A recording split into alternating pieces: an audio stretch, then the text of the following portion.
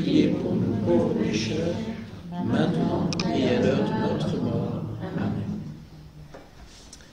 Alors, nous introduisons un cycle de conférences sur la fraternité dans ces dimanches de carême. C'est une dimension évidemment incontournable du christianisme et de sa mission. Du christianisme et de sa mission. C'est certainement le lieu où se révèle le plus la réalité de notre conversion. Dis-moi comment tu considères tes frères et je te dirai comment tu considères ton Dieu. Lieu de vérification de l'amour, Saint Jean va jusqu'à dire que celui qui aime Dieu sans aimer ses frères est un menteur. Dans le 1 Jean, la première lettre de Jean, chapitre 4, verset 20. Et nous savons que ce lien indéfectible entre Dieu et le frère est donné déjà dans le double commandement de l'amour, en Matthieu 22, 38, 40. Voilà, il n'y a pas de plus grand commandement que celui d'aimer Dieu et son prochain comme soi-même. Et nous avons décidé de commencer par une figure, une belle image de la fraternité en la personne de François d'Assise. Regarder une icône permet d'en voir déjà la profondeur mystique en premier, puis nous repartirons des fondements scripturaires, la fraternité dans la Bible, pour en arriver au concept moderne développé par le Saint-Pape Jean XXIII.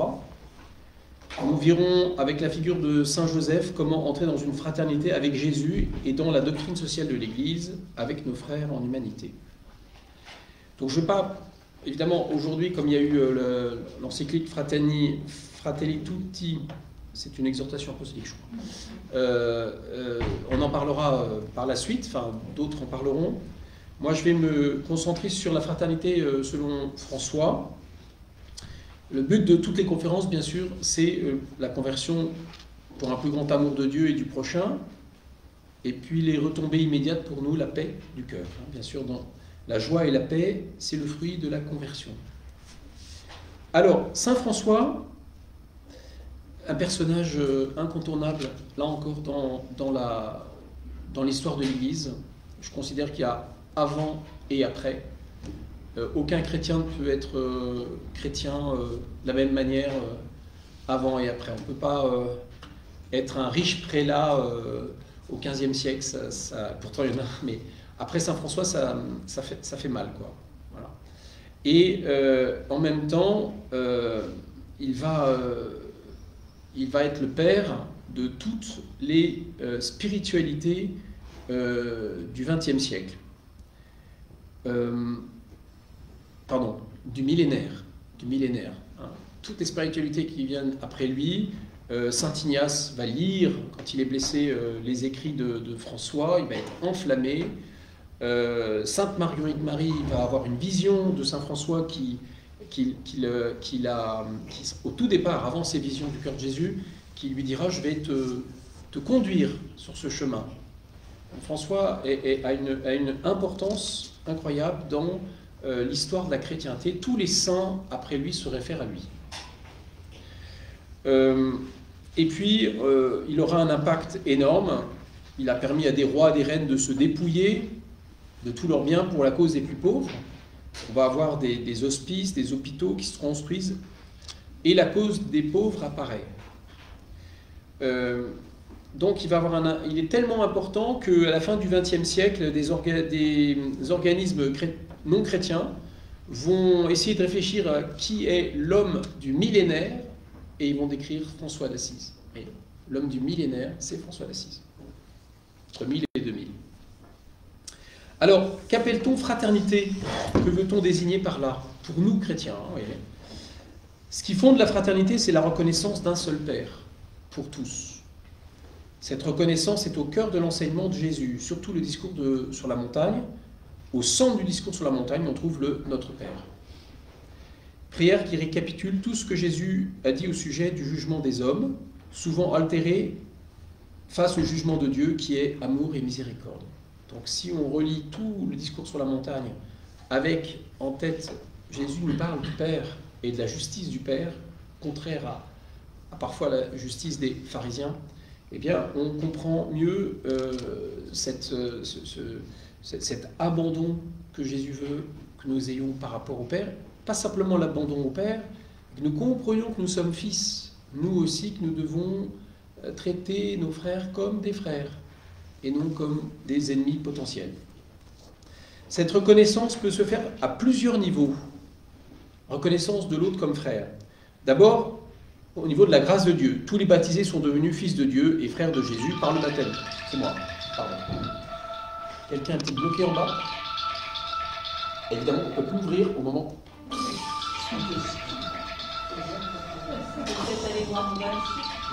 Je sais pas, mais j'arrive pas à ouvrir ma veste au moment où je peux.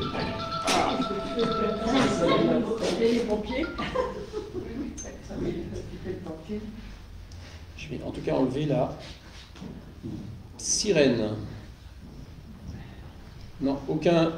Je ne sais pas qui c'est, mais en tout cas, rien. Alors, pardon. On peut situer la fraternité à 3 niveaux. D'abord, la fraternité au niveau de la grâce de Dieu. Tous les baptisés sont devenus fils de Dieu par le baptême. Celui-là, on le connaît, c'est le plus traditionnel.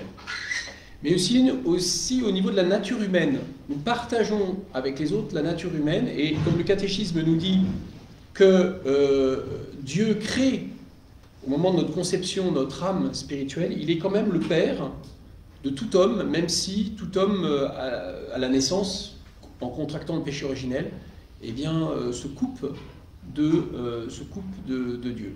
Mais il est quand même, son âme spirituelle est quand même créée par Dieu, et donc quelque part, même s'il ne le sait pas, c'est Dieu qui lui donne son âme. Donc tout homme est créé à l'image de Dieu, qu'il croit en Dieu ou non. Et il demeure, sans qu'il le sache, un témoignage de Dieu. Et créé à l'image de Dieu, il est aimé infiniment par lui, et pour cela, il est infiniment respectable et aimable. Pour chacun, Jésus a livré sa vie, même si tous ne le seront peut-être jamais sur terre. C'est cette notion plus large. C'est cette notion que développera évidemment le pape François dans Fratelli Tutti, qui nous parle de la fraternité sociale, plus large que notre fraternité chrétienne, par la grâce. Enfin, effective, on se reconnaît, on est censé se reconnaître frères et sœurs. Et puis, troisième niveau, autre que humaine, au niveau de toute la créature. On voit saint François qui appelait le soleil frère soleil, et la pluie, la sœur pluie, pouvait parler et louer avec les animaux qu'il reconnaissait parfois de manière mystérieuse, comme un chantre autorisé. Donc 3 niveaux qui montrent 3 niveaux de solidarité entre les hommes et avec la nature. Reprenons le dernier pour remonter au premier. Tout homme est lié à la création, c'est les niveaux, on va dire, écologiques. Si nous ne respectons pas l'espèce animale, l'espèce végétale et même minérale, nous allons tous périr. Nous avons besoin des autres espèces pour vivre, confère Laudato Si, et tout ce que nous disent aujourd'hui les écologistes. Et puis, voilà, la Terre elle-même, elle souffre de notre péché, de la manière dont on l'utilise. Tout homme est aussi lié aux autres hommes, c'est le niveau social, donc que développera le pape, qui intègre l'intelligence, l'histoire, la culture, l'économie, la politique, etc.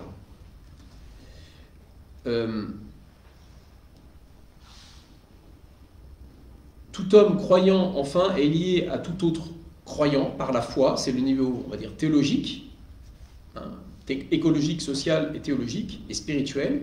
Cette relation est toute particulière et fait entrer le croyant dans une mission précise par rapport aux autres hommes, être témoin du Dieu amour, créateur, sauveur, sanctificateur. Là encore, si la division mine les croyants, c'est l'esprit du mal qui envahit l'Église et qui empêche l'évangélisation. L'esprit du mal ramène le chrétien à des relations mondaines qui ne sont pas identifiables à la fraternité.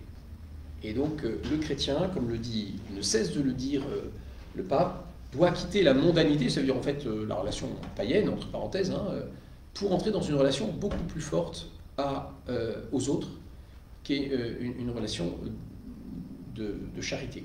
Saint Thomas d'Aquin dit que nous sommes plus unis par la charité aux autres que notre corps est uni à notre âme. Le lien qui nous unit par la charité est plus grand et plus parfait que ce lien qui nous unit avec notre corps et notre âme. C'est étonnant quand même. Ce qui veut dire que on comprend mieux, entre parenthèses déjà, ce que pouvoir dire que l'homme quittera son père et sa mère et et s'attachera à sa femme, et ils ne feront plus qu'une seule chair. Il y a vraiment une unité très profonde que la charité est capable de faire. Alors quand j'étais à l'école, j'ai eu la chance de pouvoir mener des jeunes, trentaine de jeunes chaque année, de tous les pays, enfin de beaucoup de pays, qui prenaient 1 an de formation, philosophie, théologie, écriture, et puis qui en même temps apprenaient à dire leur foi, les témoins de la foi. Le premier jour, quand ils arrivaient, je leur disais en les montrant, en disant voilà, vous regardez, ils ne se connaissaient pas, donc voici vos frères et sœurs. Ils ont été choisis comme chacun de vous pour faire cette année d'école de la foi, de la mission. Vous les découvrez. Ils n'étaient pas vos amis, ils ne seront peut-être pas vos amis cette année, et ils ne le seront peut-être pas après. Mais ce sont vos frères et sœurs. Et c'est ça qui est important. Alors je disais, bien, je sais que c'est étrange, et vous n'avez pas l'habitude de ce genre de relation. Dans le monde, vous choisissez vos relations. Dites, lui c'est mon ami, oui, alors lui c'est mon ami, lui c'est mon ami. Non, pas lui, pas elle, pas lui, lui oui, pas lui et lui. C'est une relation exclusive. Il y a ceux que je considère comme mes amis, c'est moi qui choisis, et puis ceux que je ne considère pas comme mes amis. Dans la fraternité, il y a l'autre qui est là, qui nous est donné, et puis c'est ton frère. Bon. Est-ce que tu donnerais ta vie pour ton frère? Bah non. Est-ce que tu aimes ton frère? Pas forcément. Et pourtant, Dieu l'a choisi pour être avec toi. Donc, je disais, ouais, Dieu a choisi chacun de vous, avec ses qualités, ses défauts, pour vivre cette année avec vous. Vous êtes choisis pour être frères et sœurs, et vous allez découvrir à quel point leurs qualités, leurs défauts, leurs charismes, leurs blessures, leur niveau social, leur culture, ça va être bon pour votre conversion, à chacun de vous. Et c'est la providence qui les a choisis pour vous. Eh bien, au fur et à mesure, au début, vous ne comprenez pas, je dis, je comprends que vous ne compreniez pas, mais vous allez voir que vous ne connaissez pas cette relation. Pourquoi? Parce qu'elle est spirituelle, et qu'on n'en a pas l'habitude. Et au fur et à mesure de l'année, eh bien, ils découvraient le lien qui les unissait et qui les dépassait. Et il n'y a pas longtemps, c'était entre 1994 et 2000, hein, c'est déjà il y a plus de 20 ans. Et il y a quelques temps, là, il y a eu un des élèves évidemment qui était marié, etc., mais qui est décédé d'un cancer. Et bon, j'ai envoyé un petit mail à tous. Et j'ai demandé à un, tiens, tu pourrais pas faire un WhatsApp pour qu'on puisse se parler? Et en moins de 48 heures, toute la promotion s'est recréée comme si c'était la veille au soir, qu'on s'était quitté. Ils ne se parlaient pas forcément tous, voilà, ils avaient tous fait leur vie, ils avaient des enfants, tous étaient prêtres, tous étaient sœurs, etc. Et en 2 jours, ils avaient recréé la fraternité, ils se partageaient les images de leur famille et tout, et comme des frères et sœurs. Et là, on ne peut plus les arrêter, là. Et c'est incroyable, la force de cette fraternité. Ce n'est pas forcément des amis, hein, ils ne se sont pas rencontrés tout le temps, ils ne se sont pas dit les choses au fur et à mesure, mais plus de 20 ans, 25 ans après, toute la promotion est reconstituée. Hein, alors ça veut dire des gens du Vietnam, de Pologne, etc., en 48 heures, et ils se disent tout. Ils se disent tout. Grâce à Internet. Grâce à Internet aussi. Mais vous voyez, c'est beau de voir cette fraternité, parce que c'est pas de l'amitié, forcément. Alors certains sont devenus amis, mais c'est vraiment un très grand respect. Et si jamais il y en a un qui va pas bien, ou s'il y en a un qui se marie, etc., tout le monde fait tout pour aller à son mariage, alors qu'il n'y avait pas forcément d'atome crochu. Voyez. Donc la reconnaissance des frères au niveau théologique est un acte spirituel, un don de Dieu.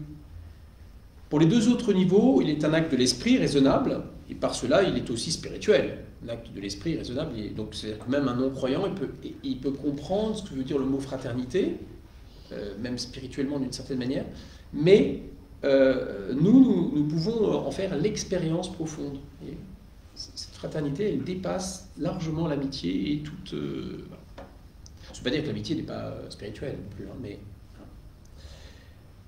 Donc c'est une relation privilégiée. Dans les cas des chrétiens, l'Esprit Saint fait son œuvre et on partage et c'est ça qui est beau dans la fraternité, on découvre qu'on partage la même identité, la même origine, la même finalité, le même destin, la même ressemblance. Tes frères et sœurs se ressemblent, qu'ils soient Portugal, voilà. Alors moi, j'ai la chance de faire partie d'une communauté, et c'est vrai que quand j'arrive dans un endroit, un autre pays, où je ne connais pas mes frères de communauté, j'arrive et en moins de 5 minutes, on est frères et sœurs, quoi. C'est quelque chose d'assez étonnant, parce qu'on ne les connaît pas, et il y a une ressemblance qui se fait dans un appel. Pour les franciscains, c'est pareil, pour les franciscains et pour les dominicains, c'est pareil, mais il y a une sorte de ressemblance dans une fraternité. Dans le christianisme, c'est le même sang du Christ qui coule dans nos veines. Et donc on est vraiment frères et sœurs. Alors comment Saint François a-t-il découvert la fraternité? Deuxième partie. Au début, Saint François est comme tous les jeunes, il a envie de s'amuser, de rire, de vivre pleinement sa vie et de faire bouger les choses. Il veut les honneurs, les grandeurs, et tout cela le mène à l'ennui. Très intéressant l'ennui, parce que l'ennui est le signe parfois de gens très intelligents, hein, très brillants même, qui s'ennuient. Et ça veut dire qu'en fait, ils ne vont pas jusqu'au bout de leur désir et de leur vocation. Il y a toujours quelque chose qui leur manque. Ils ne peuvent pas se donner pleinement. Ils disent oui, ça j'ai fait déjà, ça m'ennuie. Voilà, telle expérience je l'ai faite, ça m'ennuie. Voilà. Et François, il était le premier à faire la fête. Hein, il faisait vraiment ce qu'il voulait. N'empêche que, au bout d'un moment, il s'ennuyait. L'ennui, voilà, donc il faut qu'il aille, il cherche à quelque chose d'autre. Et il a commencé à chercher évidemment dans les choses les plus grandes, hein, les honneurs, et puis être chevalier, pouvoir monter, il n'était pas noble, donc il aurait voulu le devenir, etc. Et il va être enfermé sur lui-même, et même il va entrer dans une certaine solitude. Il va rester assez longtemps dans cette solitude, le temps de se déposséder. Ça va durer 10 ans. Je ne croirais pas comme ça, mais... Hein. Le François d'Assise, il n'est pas tout de suite François d'Assise. Hein. Entre le moment où il va sentir qu'il y a un appel sur lui et les moments où il va devenir le François qu'on connaît, il va y avoir 10 ans. Enfin, le François qui va appeler d'autres frères. Pendant 10 ans, il va rester seul. Cette déposition va trouver un point de bascule dans le service des lépreux, qu'il va d'abord faire pour vaincre sa répugnance. On va encore tourner sur lui-même. Hein. Il veut vaincre quelque chose en lui, donc il va aider les lépreux pour qui il a une répugnance totale. Et il veut vaincre cette répugnance, parce qu'il se dit c'est pas normal que je les trouve... Enfin, c'est horrible, quoi. Et donc il va les servir au début. Et puis jusqu'à aller au baiser du lépreux, ce moment un peu clé dans la vie de François. Et il le dira dans son testament. Il le dira... voilà, je vais vous le dire. Après que le Seigneur m'eut donné des frères... Ah non, pardon, c'est pas dans ça. Dans le testament, il dit, à partir du moment où j'ai embrassé le lépreux, ça a été un premier frère pour moi, d'une certaine manière. Et il va, juste après, tous les biographes de François vont mettre la rencontre des ruines de Saint-Damien juste après le baiser au lépreux. Il marche, il est tout enflammé par ce baiser de lépreux, il marche, et il arrive sur des ruines. Ces ruines, c'est les ruines de la petite chapelle de Saint-Damien. Il découvre une croix, la croix qu'on connaît, hein, de Saint-François, hein, bon, mais qui est par terre, voilà. Et puis cette croix va lui parler. Et cette croix va lui dire, François, répare mon église qui tombe en ruine. Et là, il va croire évidemment que c'est l'église de Pierre qu'il faut remonter, mais il va commencer à comprendre que Dieu a quelque chose pour lui. Je ne vous fais pas toute l'histoire parce que... mais ça a passé par bien des moments... il ne va pas comprendre vraiment tout de suite. Hein, il lui fera dans bien des épisodes pour qu'il comprenne. Mais là, c'est le moment clé, on va dire. J'ai passé plein d'autres... Et qu'est-ce qu'il va faire? Il va vouloir rester en fait en solitude pendant un mois, un peu plus d'un mois, etc. Donc il va demander au prêtre qui était là, d'abord il lui donne de l'argent, il donne il vend son cheval, il jette l'argent comme ça. Le gars, le prêtre, ne touche pas parce qu'il connaît le père, hein, il ne touche pas l'argent. Et François lui demandait, il avait dit, je vais me cacher, tu ne dis pas où je suis, et tu me donneras tous les jours un bout de pain, et ça me suffira. Et il va rester comme ça. Le père, évidemment, fait une battue pour chercher son fils, avec tout le monde, et finalement, François rentre. Alors il est vraiment amaigri, il est plus vraiment, il rentre dans Assise après, et le père évidemment le prend, le bat en public et le met en prison chez lui. Entrez, Annie. Donc jusqu'à présent, il est tout seul. Il est tout seul. Et puis finalement, il est mis en justice devant l'évêque, parce qu'il était suivi par l'évêque François, et le père demande justice, il faut qu'il me rende l'argent. Alors évidemment, François rend l'argent, puisque le prêtre n'a pas touché, et on sait ce moment où il se dépouille totalement, il se met tout nu, et où il dit, à partir d'aujourd'hui, je ne dirai plus le mot père qu'à Dieu seul. Alors, est-ce que c'est... Vous voyez, alors, ouais, quand on voit ça, alors évidemment, l'évêque le couvre de son manteau, une belle image de l'Église qui devient le père et la mère, hein, de François. Est-ce que François dit ça pour rejeter son père? Non, il aime beaucoup son père et ça sera extrêmement difficile pour lui. D'ailleurs, la grande réticence pour lui, c'est d'avoir quitté son père et sa mère. Il avait un énorme respect pour son père et sa mère, qui n'étaient pas des affreux jojo comme on pourrait le croire, qui étaient des bons chrétiens quand même, mais qui avaient quand même un peu peur du comportement de leur fils, qui était plus ou moins étrange quand même. Bon, il avait toujours été étrange quand il faisait la fête, mais par contre, quand ça concerne Dieu, là, ça va plus. Bon, vous voyez, ça c'est aussi le côté un peu parent. Bon. Je ne dis pas plus. Ce moment est important puisque François va exprimer que Dieu est son Père. Il va entrer dans une relation filiale extrêmement forte et il va se laisser guider par elle, par le Père. Et bon, on va lui donner quelques habits et il va partir tout seul. Vous voyez, il va partir tout seul. Il ne sait pas où il va. Et vous imaginez, François, il ne sait pas où il va, il part tout seul. Il neige, des brigands lui tombent dessus, le dépouillent, il le tape fort. Hein.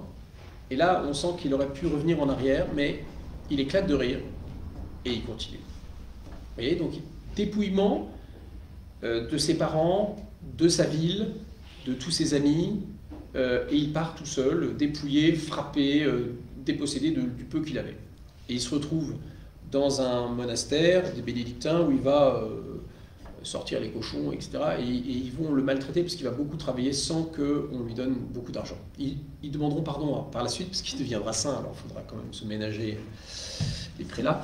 Mais il faudra... Voilà, donc François va vivre quand même tout seul pendant plusieurs mois dans ce monastère à travailler, etc.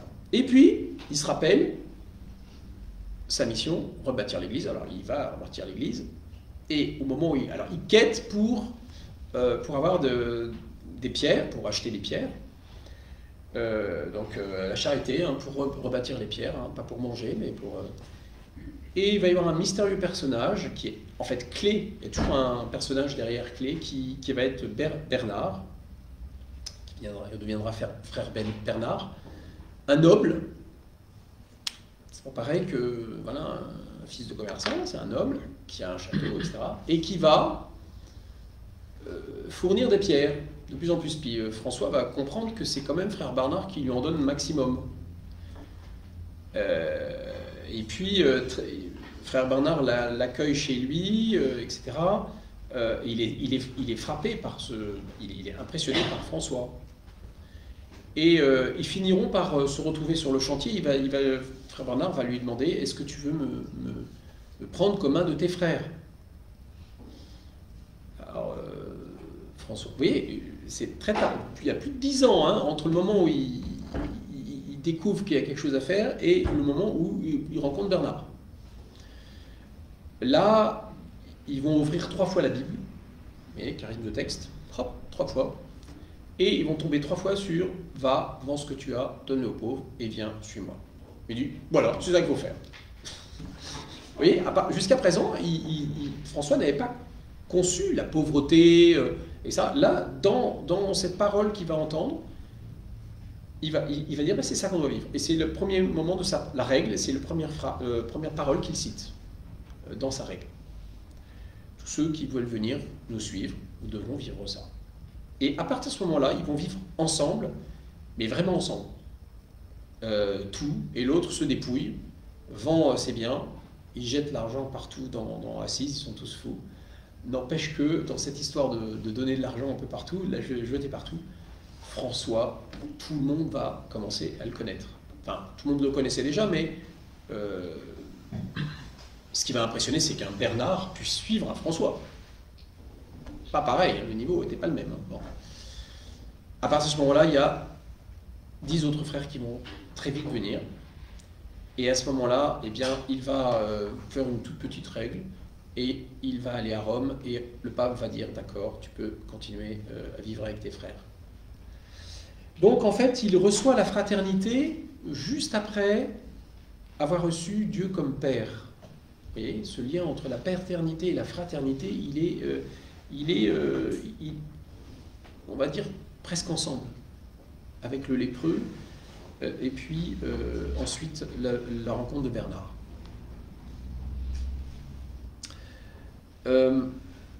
Il dira, dans son testament, « Après que le Seigneur m'eut donné des frères, personne ne me montra ce que je devais faire, mais le Très-Haut lui-même me révéla que je devais vivre selon le Saint-Évangile.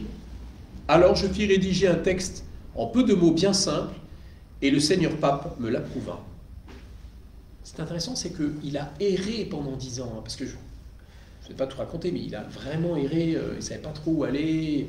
Vous voyez, et là, après que le Seigneur m'eut donné des frères, personne ne me montra ce que je devais faire. Il y a une sorte de certitude intérieure de ce qu'il doit faire, mais le Très-Haut lui-même me révéla ce que je devais vivre, que je devais vivre selon l'Évangile.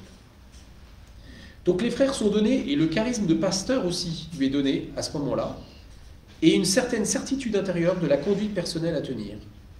Alors est-ce que c'est de la présomption, ou est-ce que c'est vraiment une grâce qu'il reçoit?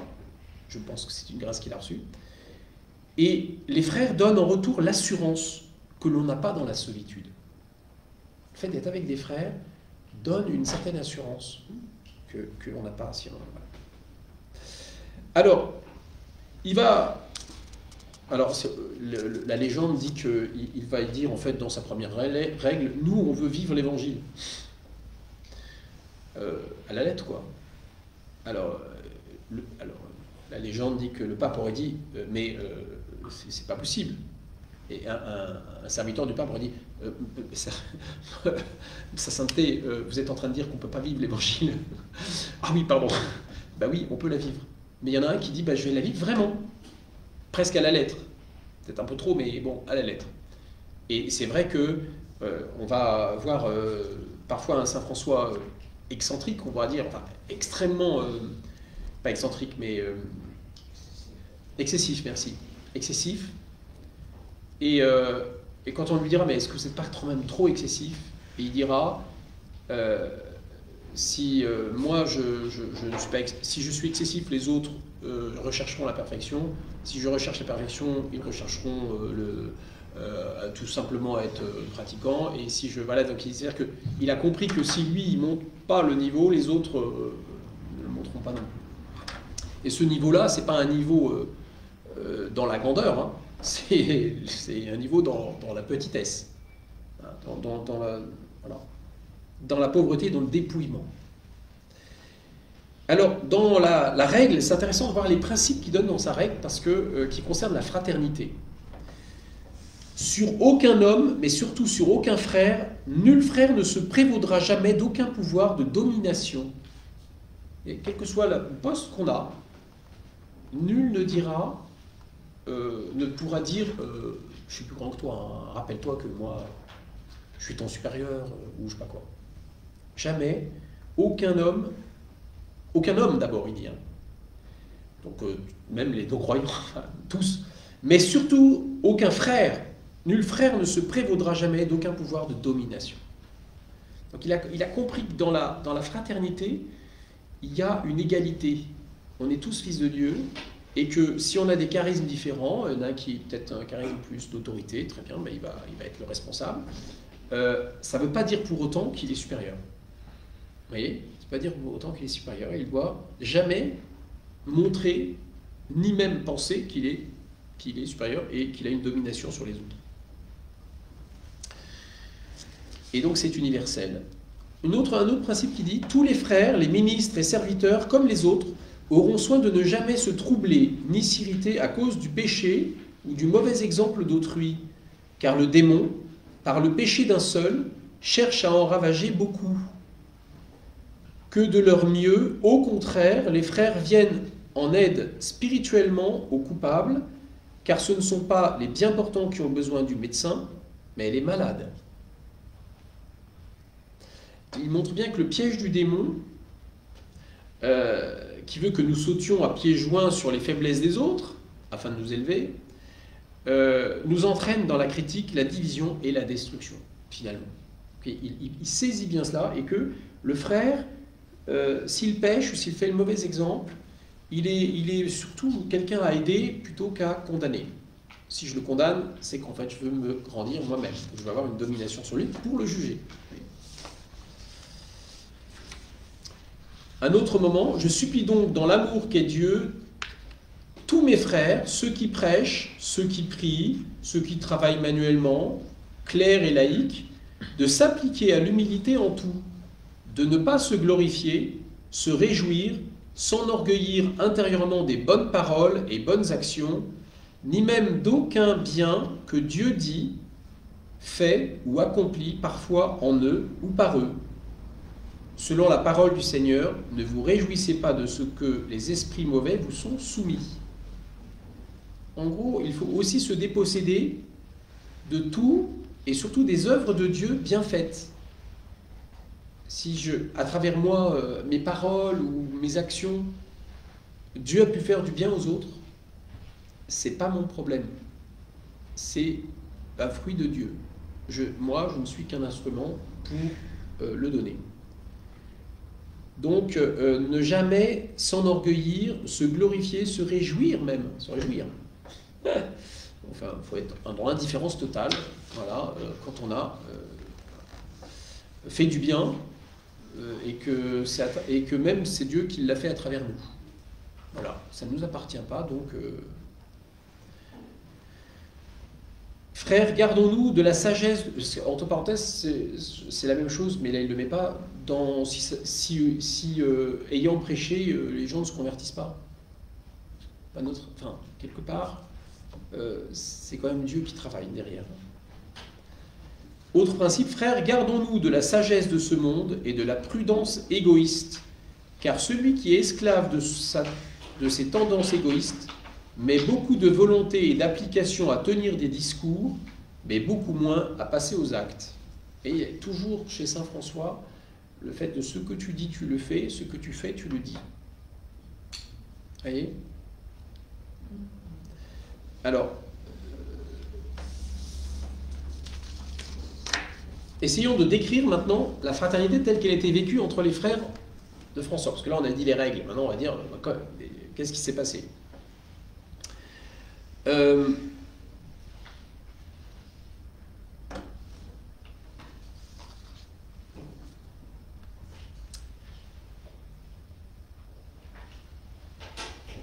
Lorsqu'il recommandait la charité, c'était la vie de famille, avec sa bonne entente et sa cordialité, qu'il voulait voir régner.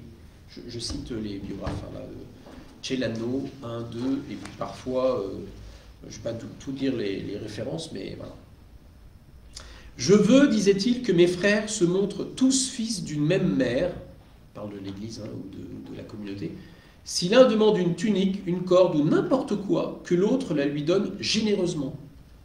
On devrait obliger les autres à accepter plutôt que de se faire prier.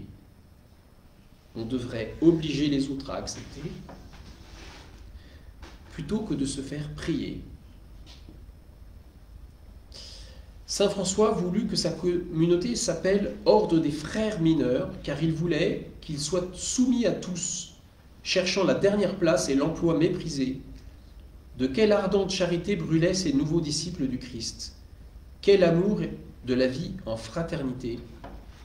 Lorsque plusieurs se trouvaient réunis, ou bien lorsqu'ils se rencontraient par hasard sur une route, quelle explosion d'amour spirituel, le seul amour capable de fonder une authentique fraternité. Ils s'embrassaient alors, conversaient et riaient ensemble, épanouis, bienveillants, attentionnés, doux et calmes, unanimes dans leur idéal, prompts et infatigables à se rendre service. On décrit la première communauté comme on a décrit d'ailleurs la première communauté chrétienne. Il n'avait qu'un seul cœur, etc. Alors qu'il n'était que 12, on dit, s'il arrivait qu'un frère ait dit à un autre un mot qui aurait pu le troubler, sa conscience le lui reprochait tant qu'il ne pouvait plus dormir jusqu'au moment où, sa faute avouée, il se soit allongé humblement à terre et qu'il ait fait poser sur sa propre bouche le pied du frère offensé. Vous voyez? Alors, vous imaginez, François le faisait souvent ça. Il s'arrêtait, il dit, frère Léon, tu as devant toi le plus vil de tous les hommes. Je viens d'avoir une pensée mauvaise sur toi. Alors, je vais m'allonger par terre et tu vas me marcher sur la bouche. Évidemment, ils avaient les pieds sales. Hein, bon, voilà. Alors l'autre dit, mais non, père, c'était son fondateur. Il dit, mais non, tu vas le faire au nom de l'obéissance. Oui, ça y est, oui, c'était, il fallait le faire.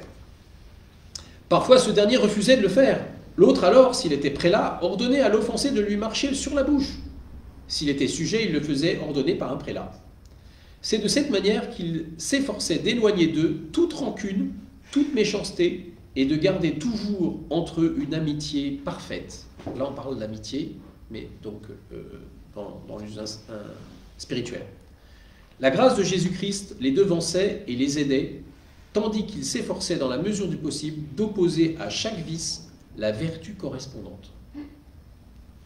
Ils passent leur temps à se convertir. Un jour que deux frères allaient ensemble, ils rencontrèrent un fou qui se mit à leur lancer des pierres. Voyant qu'une pierre allait atteindre son compagnon, l'un d'eux se jeta au-devant du coup, préférant être frappé plutôt que son frère, à cause de l'amour fraternel dont ils étaient animés. C'est ainsi que chacun était prêt à donner sa vie pour un autre. Et alors, parfois ils se battaient. Non, c'est moi qui dois recevoir la pierre. Non, c'est moi. Vous voyez, ils se battaient pour eux. Ils étaient à ce point solidement établis et enracinés dans l'humilité et la charité que chacun respectait l'autre comme son père et son maître. Quant à ceux que la charge de supérieur ou quelque charisme plaçait sur le devant de la scène, ils en paraissaient plus humbles et placés plus bas que les autres. Vous voyez, il y a une vraie, un besoin de disparaître soi-même pour le frère. L'autre, il est plus que moi. On sait que Saint Antoine de Lisbonne, enfin de Padoue, il était de Lisbonne, a été touché par les frères franciscains. Quand il était encore à Lisbonne, il voyait passer deux frères franciscains qui allaient évangéliser au Maroc. Alors, ils partent, et ils chantaient, voilà. Et 2 mois après, les reliques reviennent. Ils se sont fait trucider, quoi. Les reliques arrivent. Et à ce moment-là, il a été touché. Il dit, mais je veux partir moi aussi, pour être martyr. Il était docteur en morale, je crois. Donc il avait des diplômes. Et il suivait, je crois, la règle de Saint-Augustin. Enfin bon, et alors, il demande à rentrer chez les franciscains, il accepte, et au moment où il part vers le Maroc, pour aller prêcher Jésus à l'infidèle, le bateau part, il y a du vent, et il se retrouve en fait en Sicile.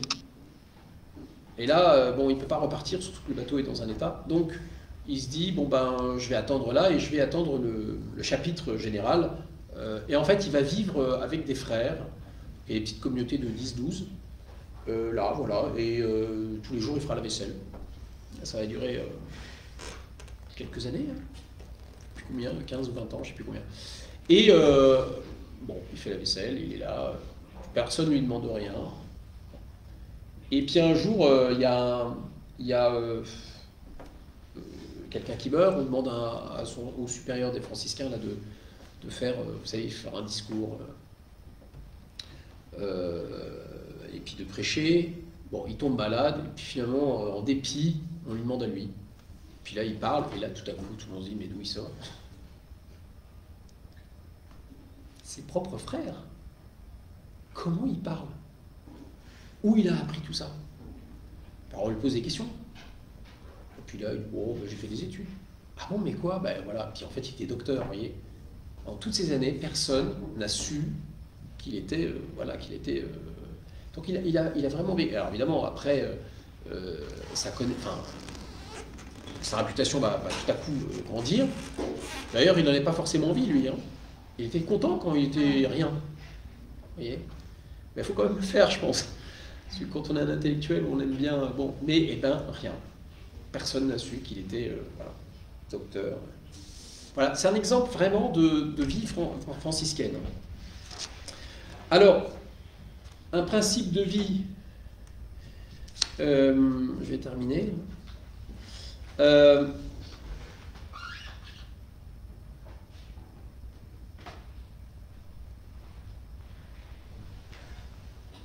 Bon, je vais quand même dire ça. Ouais.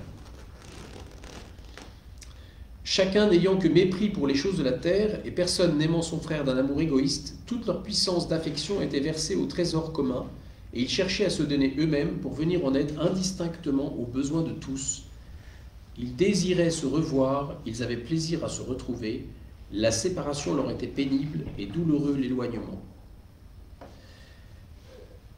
C'est intéressant que si vous avez commencé à ne plus avoir envie de voir vos frères, c'est que vous êtes trop attaché au monde, quelque part. Et c'est vrai que c'est important dans notre vie fraternelle de se dire, mais est-ce que finalement j'ai besoin d'eux ou est-ce que je jouis de cette présence de frères ou pas? Alors, comme le temps tourne,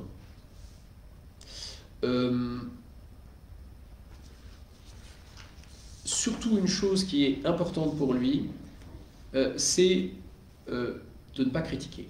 La critique est à l'inverse de la charité puisqu'elle est un jugement qui flatte l'orgueil personnel au détriment d'un frère. Et il avait compris que derrière la critique, la personne se donne à elle des lauriers. Elle apporte division et froideur dans l'apostolat. Saint François disait « Les médisants tâchent non pas d'être bons, mais de paraître. Ils soulignent les vices des autres, mais sans se corriger les leurs. Ils flattent ceux dont ils désirent la faveur. Ils veulent passer pour spirituels afin de tout juger sans être jugés eux-mêmes par personne. De sainteté, ils n'ont que la réputation. On les appelle des anges, mais ils sont loin d'en avoir la vertu. » Et François est assez... L'ordre est en péril si l'on n'arrive pas à neutraliser les diffamateurs. Le parfum que répandent beaucoup de frères finira par sentir mauvais si l'on ne ferme pas la bouche fétide de ces gens-là. Pour lui, celui qui avait dépouillé un frère de sa réputation devait être lui-même dépouillé de l'habit avec interdiction de lever même les yeux vers le ciel tant qu'il n'aurait pas restitué ce qu'il avait volé. La réputation de ce frère. Dans sa règle, il dit « Tous les frères auront soin de ne calomnier personne, d'éviter les paroles de dispute, qu'ils essaient plutôt de garder le silence autant que Dieu leur en donnera la grâce. Ils n'outrageront personne, car il est écrit « Le Seigneur est les rapporteurs et les médisants. » Je ne sais pas où il a trouvé ça, mais c'est pas marqué quelque part. Et il utilise plutôt la correction fraternelle. « Soyez donc les gardiens vigilants de votre âme et celle de vos frères, car c'est chose effroyable de tomber entre les mains du Dieu vivant. » La correction fraternelle, dans la règle, est exercée à plusieurs. Si les frères voient un autre frère tomber dans le vice, ils devront le reprendre avec humilité et fermement. Si le frère ne se reprend pas, ils devront le dénoncer lors du chapitre de la Pentecôte, mais ils demandent surtout de ne pas se troubler ni s'irriter, mais de venir en aide spirituellement. Voilà, donc je donnais quelques passages, évidemment, je me délecte des écrits de Saint François, là, il y a des histoires, mais Il y a, entre les histoires drôles et les histoires édifiantes, tous les jours vous pouvez en lire une, c'est extraordinaire. Comment Saint François parla à telle chose, comment il répara telle ou telle chose. C'est vraiment fantastique. On se demande comment il a pu faire tant de choses en si peu de temps. Je termine. La conclusion. Comment entrer dans une fraternité spirituelle? Alors, on n'y entre pas de manière idéologique. Alors maintenant, allez, on est frères, maintenant on va être frères ensemble. Ça ne se décrète pas. Sinon, on dérive dans une association ou un club. C'est Dieu qui nous donne des frères et sœurs dans l'Esprit Saint. Les amitiés spirituelles qu'on voit dans l'histoire de l'Église n'existent qu'entre des personnes enflammées par l'Esprit Saint et lancées dans la mission de l'Église. Exemple, Saint François de Sales et Saint Vincent de Paul. Les saints se connaissent entre eux et ils se reconnaissent. La fraternité est donnée aux apôtres après l'effusion de l'Esprit Saint. On ne nous dit pas, avant la Pentecôte, qu'ils s'aimaient d'un cœur unique. Vous voyez, ils avaient un seul cœur. On ne nous dit pas qu'ils partageaient tout. On nous dit tout le contraire. Ils étaient en rivalité les uns avec les autres, etc. C'est là l'Esprit Saint, à la Pentecôte, qui, tout à coup, les transforme et en fait qu'un seul cœur, une seule communauté. Et pourtant, ils sont très différents. Et je suis sûr qu'ils n'étaient pas du tout amis. Même après. Très vite, des hommes et des femmes dès le IIIe siècle auront besoin de vivre cette fraternité en épousant la même spiritualité. Bon, alors il y a les ermites, les moines, les religieux, puis les instituts de vie religieuse ou apostolique, puis les associations de vie apostolique, puis les associations de fidèles, etc. En fait, il y a toujours un désir de vivre cette dimension familiale au-delà de la famille naturelle. Ce qui ressort de ces fraternités, des œuvres pour les plus pauvres, des vocations sacerdotales et religieuses, des saints ordinaires ou extraordinaires. Les fraternités de vie sont l'expression la plus haute, la plus aboutie de la vocation chrétienne. Les paroisses doivent devenir de vraies communautés aussi. Alors c'est le défi des paroisses, parce que c'est moins évident que dans une communauté où il y a le même appel. Là, l'appel à la sainteté, il est pour tous, mais par définition, la paroisse, c'est le lieu ouvert. Et c'est ce qui en fait sa force, d'ailleurs. C'est un lieu ouvert. Ce n'est pas seulement pour les franciscains, les dominicains, etc. Non pas que les autres soient des lieux fermés, mais par définition, quand ils se retrouvent en famille, il n'y a pas d'étrangers avec eux, ils sont entre eux. Mais la paroisse, c'est un lieu ouvert, tout le monde peut rentrer, et voilà, et c'est ce qui fait sa force aussi. Mais la difficulté, c'est que pour tisser des liens fraternels, c'est moins évident. Ça peut se faire, mais c'est moins évident. C'est le pape François qui nous invite dans Evangelii Gaudium de trouver des manières nouvelles de faire vivre cette fraternité dans les paroisses. Pour pas que la vie paroissiale